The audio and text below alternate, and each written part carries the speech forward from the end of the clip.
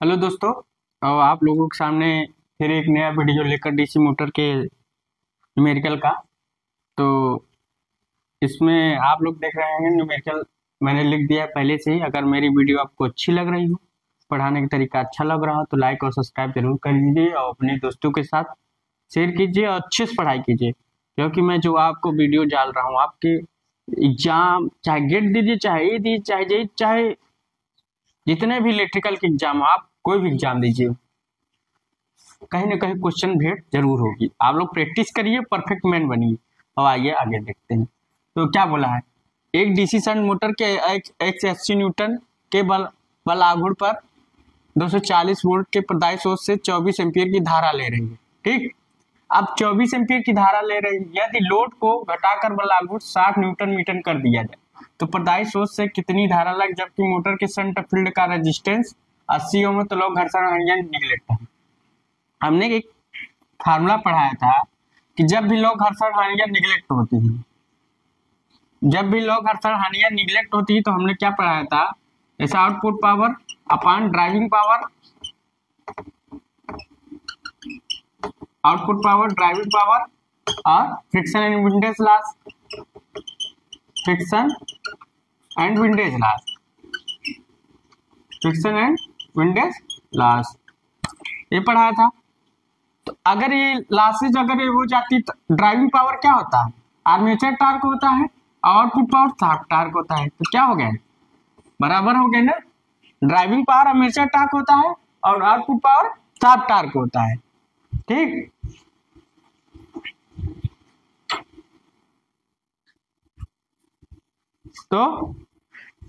तो ये तो आप समझ गए होंगे कि ड्राइविंग पावर और आउटपुट पावर इक्वल होते हैं, समझ गए। Friction and windage loss. अब क्या कर रहा है, 180 न्यूटन मीटर का बल आघूर्ण पर 240 वोल्ट के प्रदायी स्रोत से 24 एम्पीयर की धारा ले, मतलब 24 लोड करंट है, लोड करंट है। अगर ले रही है तो अगर करंट मोटर में ना आ रही तो लोड करंट आती है, तो कितना है 24 एम्पीयर। अब लोड करंट दिया है, देखो ऑटोमेटिक की फार्मूला कौन सा लगेगा खुद ही पता लग जाएगा। जबकि मोटर के शंट फील्ड का प्रतिरोध मतलब आरएसएच का वैल्यू दिया है, आरएसएच का वैल्यू बता लीजिए कितना है, 80 ओम है। ठीक, और क्या कर रहा है, आरएसएच वी का मान दिया है, वी का मान दिया कितना 240 वोल्ट। अब कैसे लगाना है इसको, दिमाग बढ़ाइए। तो क्या कर रहा है, पूछा क्या इसमें, तो मोटर प्रदायी स्रोत से कितनी धारा लेगी। ठीक, अब आप सोचिए कैसे लगेगा ये, बताइए कैसे लगेगा। तो इसको क्या करना है, पहले आइए का मान ज्ञात कर लीजिए। आपको कुछ लग रहा है तो T1 देखो, T1 का मान कितना है 180 न्यूटन इंटू मीटर, और T2 का मान कितना है 60 न्यूटन इंटू मीटर।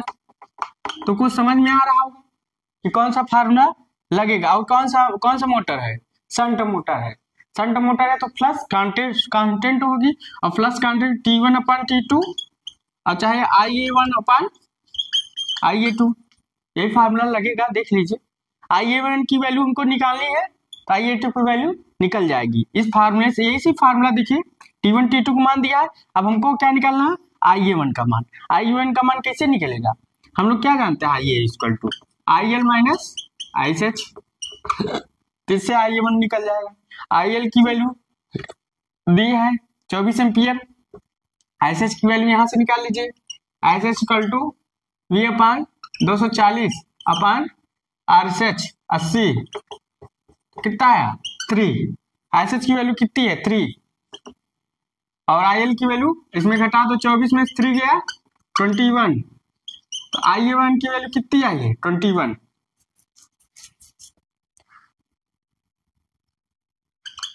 IA1 की वैल्यू कितनी आई है 21।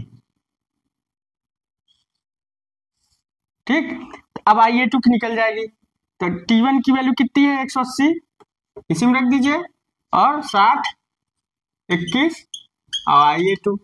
अब IA2 की वैल्यू निकल जाएगी तो कितनी है, इसका इससे मल्टीप्लिकेशन कर दीजिए, IA2 इक्वल टू 60 इंटू 21 अपान 80, काट दो 6 18 3 7 21 लगभग 7 एम्पियर है आंसर है।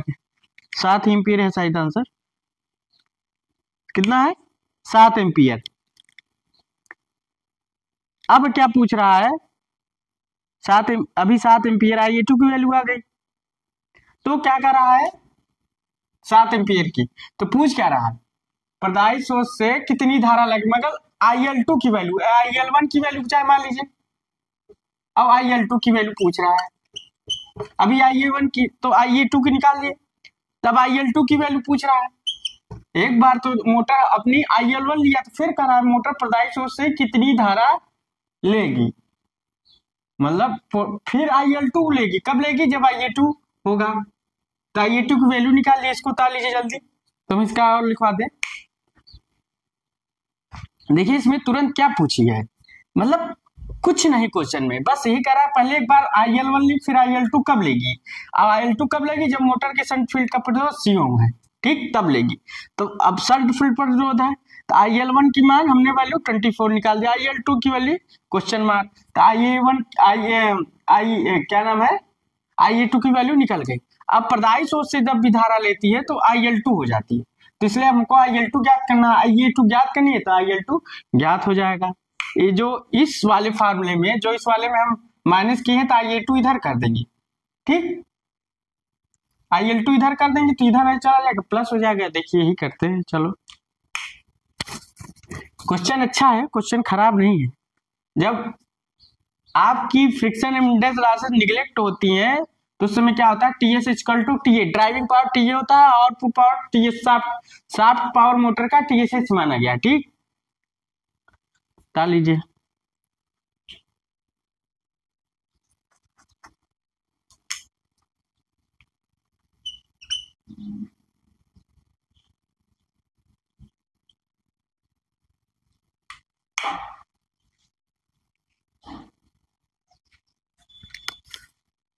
उतार लिए होंगे, इधर का तो उतार ही लिए होंगे। अब हम थोड़ा सा तो मिटाते हैं। अब क्या IL2 पूछा है, तो IL2 इक्वल टू क्या कर सकते हैं? IA2 plus ISH। अब देखिए कितना आ रहा है, 7 प्लस 24 31 आएगा। ISH की वैल्यू गलत हो रहा है क्या?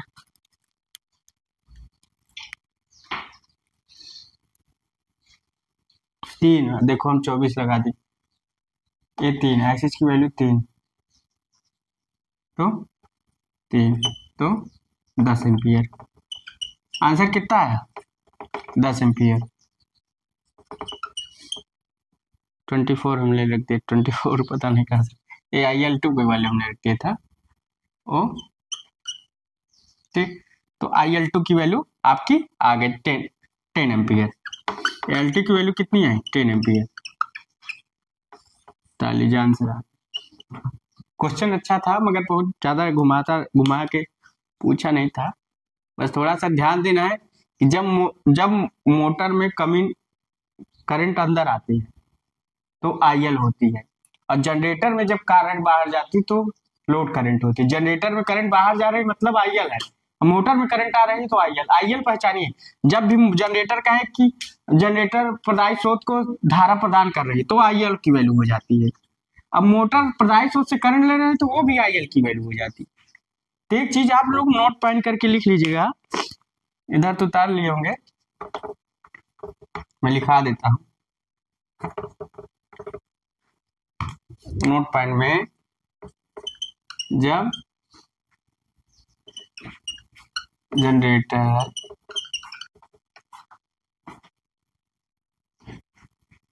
सप्लाई साइड को प्रदायी मतलब सप्लाई साइड को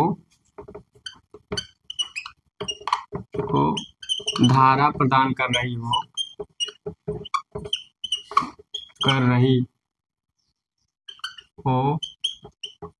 तो वह लोड करंट कहलाती है।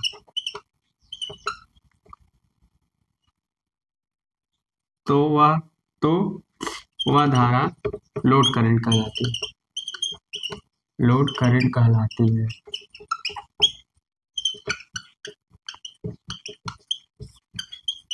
मोटर में जब ले रही हो तब जब मोटर सप्लाई साइड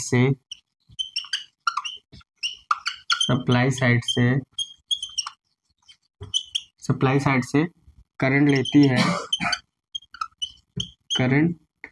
लेती है तो वह लोड करंट कहलाती है, तो वह धारा लोड करंट कहलाती है। लोड करंट कहलाती है।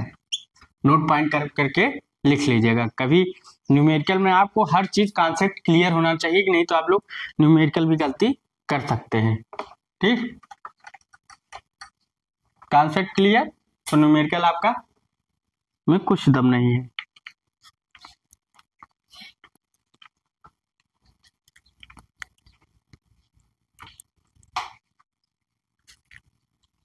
इसको उतार लीजिए, सवाल इसको उतार ही लिए होंगे आप लोग।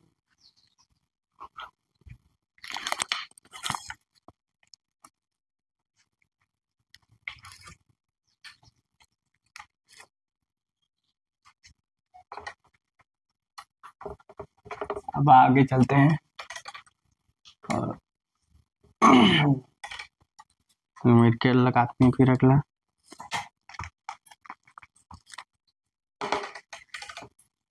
लिखा है यदि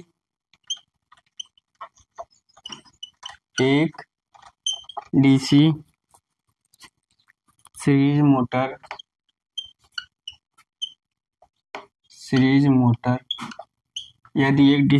मोटर किसी निश्चित भार पर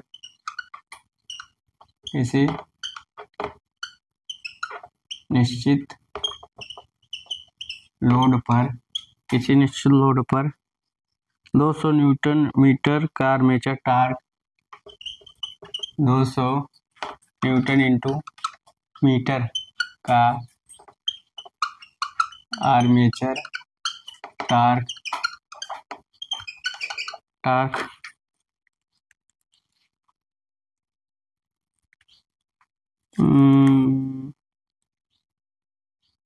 ये वाला नहीं, चलो ठीक है लगवा देते हैं।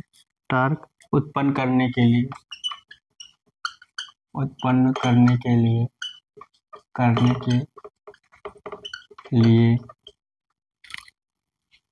प्रदायी सोर्स से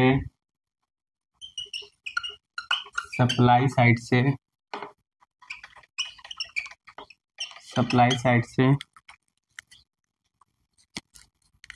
30 एम्पीयर की धारा लेती है। ये धारा लेती है। यदि लोड बढ़ाकर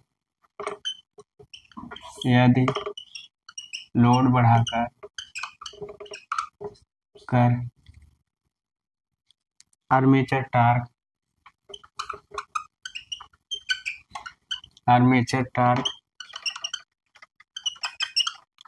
टार्क 1800 न्यूटन इंटू मीटर कर दिया जाए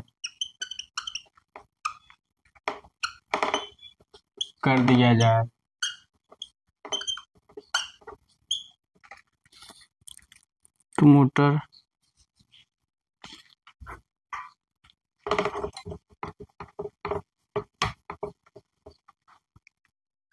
मोटर प्रदायी सोर्स से कितनी धारा लेगी?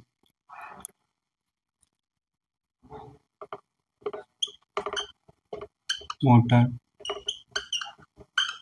प्रदायी स्रोत से कितनी धारा लेगी? साल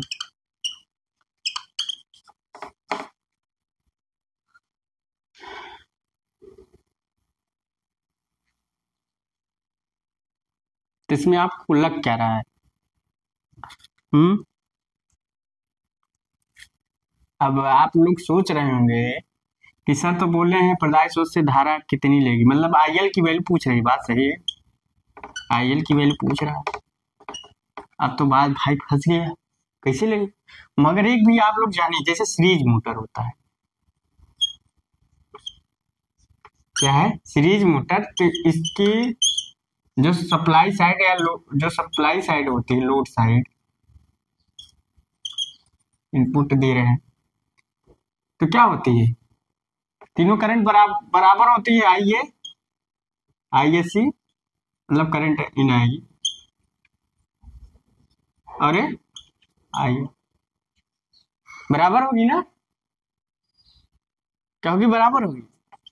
तो चाहे आई एल कर लीजिए, चाहे आई कर लीजिए, आई कर लीजिए, और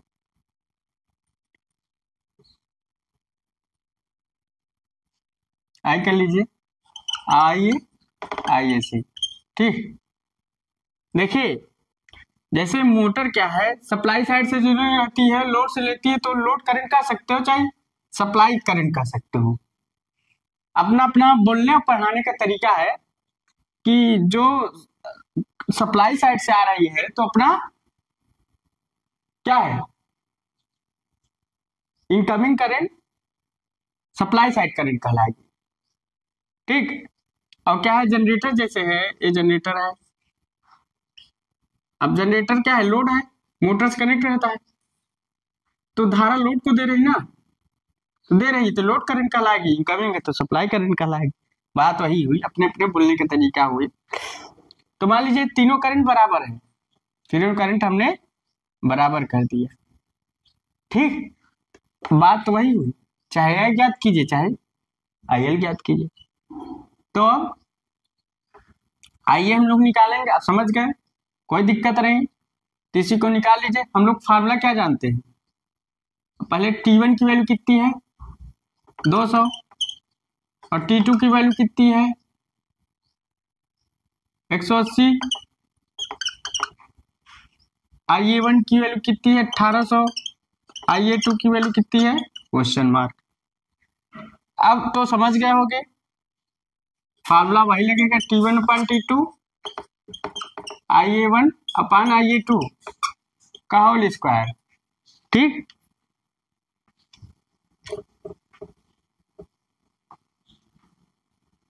तो 200 अपान 180,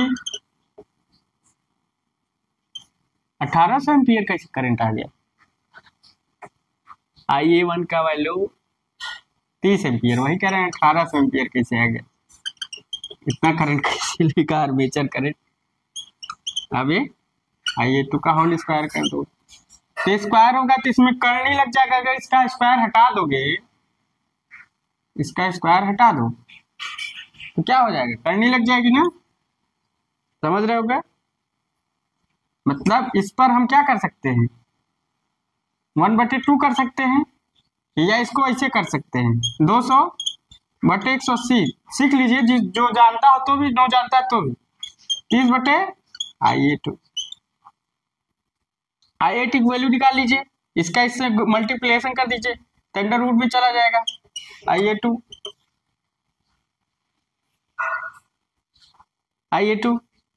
ठीक, इस पर करनी लग जाएगी,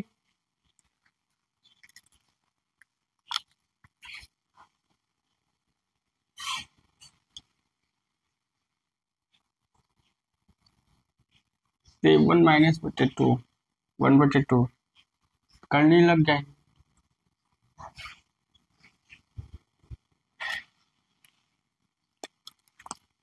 अठारह सौ 200,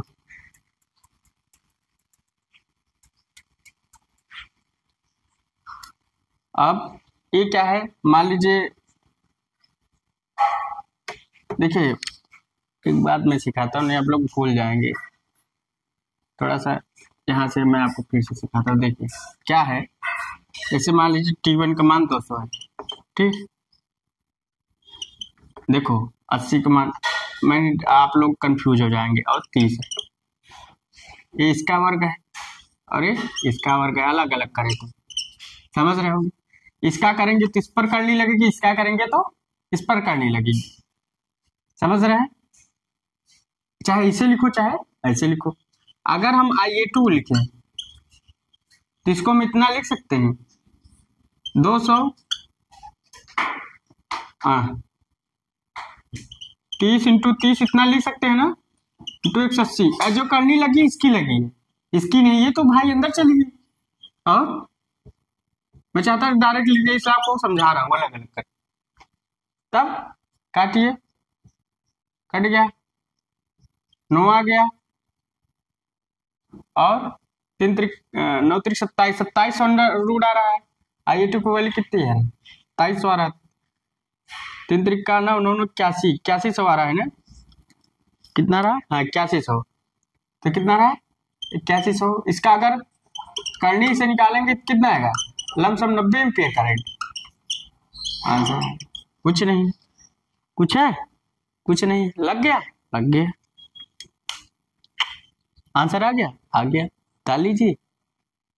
तो समझ में आ रहा होगा कि मैं किस हिसाब से आपको लगा रहा हूं सवाल। कहीं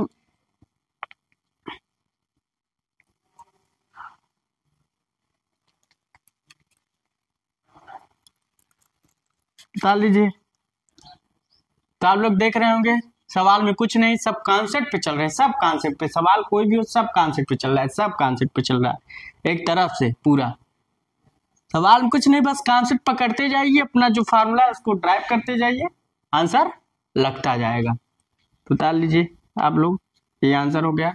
आई टू की वैल्यू 90 एम्पीयर।